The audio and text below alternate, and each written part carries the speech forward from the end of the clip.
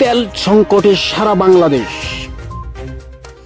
তেল নিয়ে বিভ্রান্ত ছড়িয়ে আছে সারা বাংলাদেশের আনাচে কানাচে। পেট্রোল পাম্পে গেলে দেখা যায় তেল কি জিনিস। আসলে মানুষ এতটাই হুচকে বাঙালি, তার প্রমাণ দিচ্ছে এই 2026 সালে। আমাদের সুবিধা নিচ্ছে একমাত্র পেট্রোল পাম্প মালিকেরা। তেল সংকট আছে 25%, সেটাকে বাঙালিরা নিয়ে যাচ্ছে 100%, আর এই সুবিধা ভোগ করতেছে। আবার এদিকে আগামীকাল থেকে শুরু হচ্ছে লকডাউন। এটা এই লকডাউন নয়, সেই লকডাউন। সকাল 6টা থেকে বিকেল 4টা পর্যন্ত দোকানপাট খোলা থাকবে, তারপরে থাকতে হবে বন্ধ। নির্দেশ এবং আদেশ করেছেন বর্তমান বাংলাদেশ সরকার।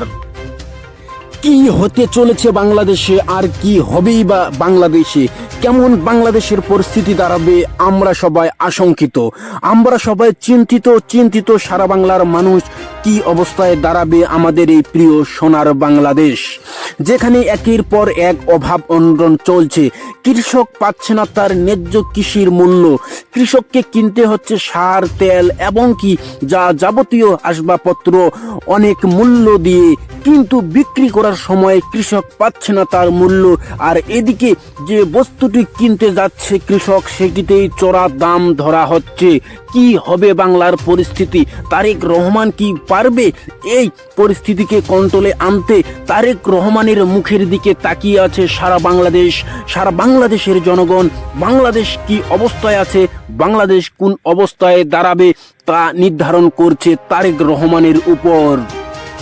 সারা বিশ্বে যখন করোনা মহামারী ছড়িয়ে গেছিল, তখন আমরা লকডাউন দেখেছি।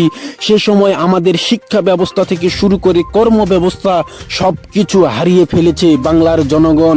অনেক ক্ষতিগ্রস্ত হয়েছে আমাদের বাংলাদেশের মাটি ও মানুষ। এবারও কি ঠিক সেরকমই ভাবে ক্ষতিগ্রস্ত হবে বাংলার জনগণ? ঠিক করোনার মতোই পরিস্থিতি হতে যাচ্ছে আবারও বাংলাদেশে। পারবে কি তারেক রহমান এই পরিস্থিতিকে কন্ট্রোলে আনতে? পারবে কি তারেক রহমান এই পরিস্থিতিকে সুন্দরভাবে সাজিয়ে গুজিয়ে বাংলাদেশকে একটি সুন্দর বাংলাদেশ উপহার দিতে? না, বারবারের মতো এবারও ব্যর্থ হয়ে যাব আমরা। জনগণ চায় তাদের মূল্য অধিকার, জনগণ চায় তাদের ভালোবাসার সোনার বাংলাদেশ। আর এই উপহার দিতে পারবে কি তারেক রহমান? একের পর এক অভাব অনটন শুরু হচ্ছে বাংলাদেশে। লেখাপড়ার মান কমে যাচ্ছে, অটো পাস মনে হয় আবার চলে আসবে। এভাবেই যদি বাংলাদেশ চলে, একটা সময় বাংলাদেশ পঙ্গু হয়ে যাবে।